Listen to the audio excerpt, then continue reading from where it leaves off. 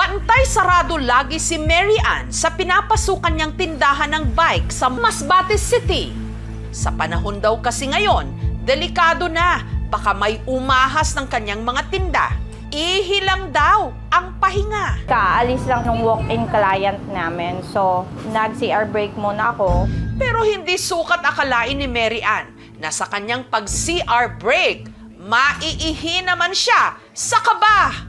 Nung bubuhusan ko yung toilet, hindi bumababa yung tubig. So, syempre, nagtaka ako. Merong brush doon na panglinis ng CR. Inukay ko siya. Hanggang meron siyang nakita. May lumilitaw. Lilinisan ko sana. Napansin ko yung dila po, lumalabas siya. Na-confirm ko na ulo ng ahas. Siyempre, natakot ako. Baka biglang lumabas siya sa toilet.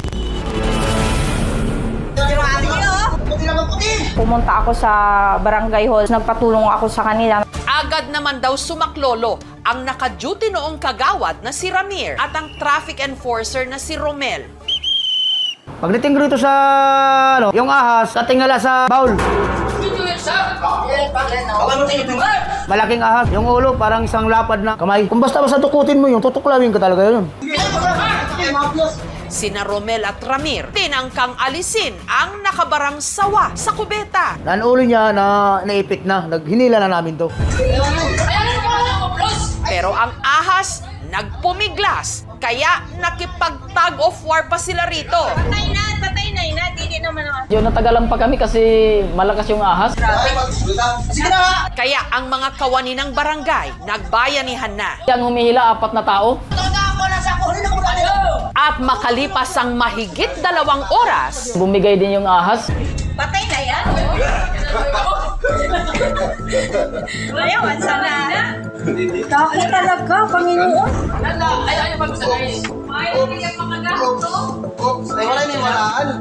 ang sawa sa inidoro, unti-unti na nilang nahila. Panginoon, napakalaki mo naman.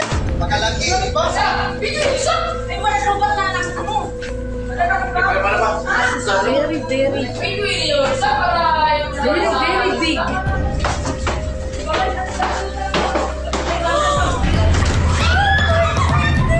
At tumambad na nga sa kanila ang kabuuang haba at laki ng sawa na nasa 2.5 meters ang haba. Yung mga kasama kong iba, nagtakbuhan. Hindi ko na makalain na ganun pala kalaki at kahaba.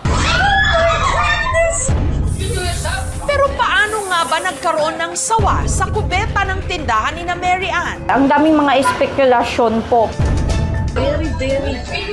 Ano ang balak nila sa nahuling sawa? Pero sa mga nakapanood ng pagkuha nila ng ahas, bakit marami ang umalma? Ayaw na, ano yan? Dili naman na makakagat, kuya. Kasi naawa rin naman ako sa ahas. Sige, ilang. Ano ba talaga ang ginawa nila sa ahas na nakita sa inidoro? Hindi naman namin intensyon na saktan yung ahas. Para mabuto ng liyog. Ang ebidensya, Ayaw na, ano yan? Dili naman na makakagat, kuya. susunod na.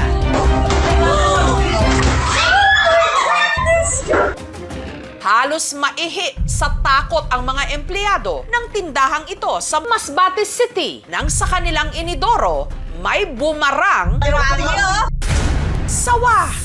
Lilinisan ko sana, napansin ko yung dila po, lumalabas siya. Na-confirm ko na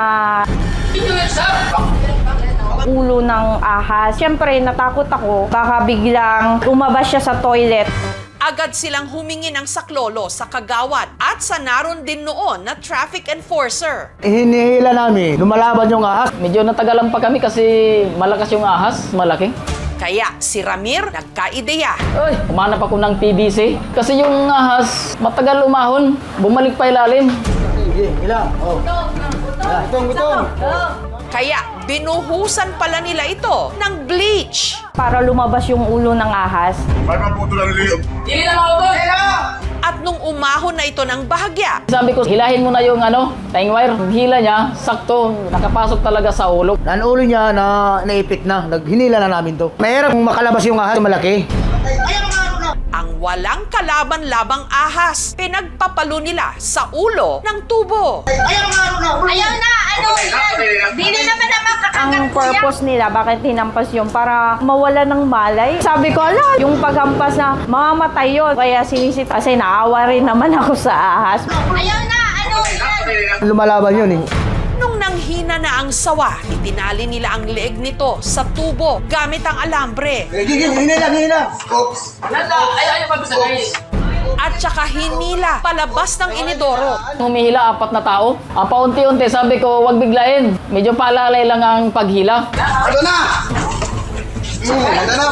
Pag hinihila namin, lumalaban yung ahas. Hanggang nalahati na, pinatalian ko ulit yung katawan para sigurado na hindi makawala. Trapo. Panginoon, napakalaki mo naman. Very big. Wow. Nung tuluyan na raw bumigay ang sawa, sakalang nila ito natanggal sa kubeta. Di na nangyari, hinila ng mga kasamahan ko palabas, papuntang kalsada. Doon, tuluyan na namin siya ipinasok sa sako. Tapos dinala namin sa barangay. Ay, saan ba na sa ako? Saan mo? Doon na. Sabay na, kaya niya na buon. Linigay namin sa sako, buhay pa yun. Buhay pa. Parang nabunutan ng tinik kasi nakuha na nga siya dito sa toilet.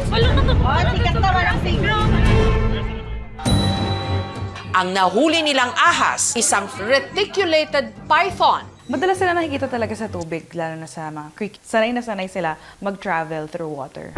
Pero paano naman kaya napunta sa inidoro ng pinapasukang tindahan ni Mary Ann ang sawa? Pumasok dun sa PVC, yung sa may tangke ng CR. Usually, yung mga snakes, pag nag-hunt sila, sinusundan lang nila yung scent, yung usually mga daga. So, minsan, napapadpad sila sa sewage natin, and habang sinusundan nila yung scent trail, napapadpad, hindi nila napapansin, naliligaw na pala sila, papuntang inidoro natin. Kamusta na rin kaya ang ahas? Buhay pa. Pagpunta namin doon, namatay na yung ahas. Medyo malakas yung pagkatali sa leeg niya. Kaya siguro sir, yun ang naging sanhi ng kamatayan niya. May nalabag nga ba sa paraan ng ginawang panghuli sa sawa sa inidoro? Nung hinuli siya ng alambre, parang nasakal siya eh. Pagkatapos pinapalo-palo pa nila. Ano yung point nung pagpapalo, 'di ba? Siyempre, to hurt the snake, to immobilize it, 'di ba? So cruelty talaga siya. Kaya nga namatay yung ahas. Pero depensa ni na Romel at Ramir. Hindi namin sinaktan yung ahas. Hinilala lang yung palabas. Wala na kaming ibang proseso kung paano gawin. Kaya yun ang pinakamagandang paraan na naisip ko, lagyan siya ng trap.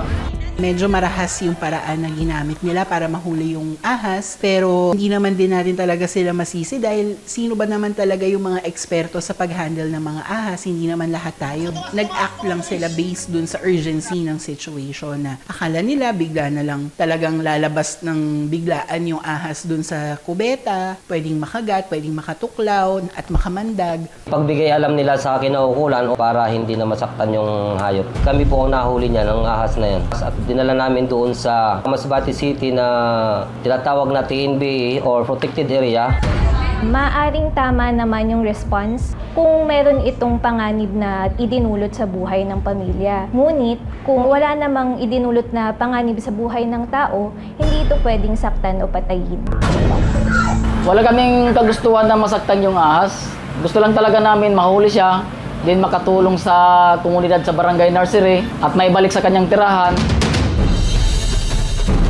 Sa insidenteng ito, sino ba talaga Ayaw na, ano yan? Dili naman na makakagat, kuya. ang dapat katakutan?